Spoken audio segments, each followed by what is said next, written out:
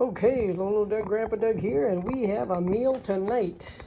We have a roasted chicken that's been pulled, so pulled chicken, and it was sauteed with onion, garlic, and ginger, and then added a little bit of the celery. And then it was, oh yeah, then it was cooked in vinegar and honey garlic sauce. And salt and pepper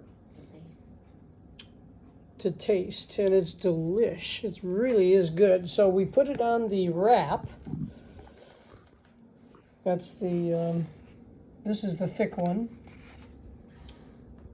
With a little bit of mayo, a little bit of tomato.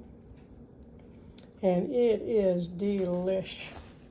A little bit of corn for the vegetable tonight. And that's it. Let's eat. Good day.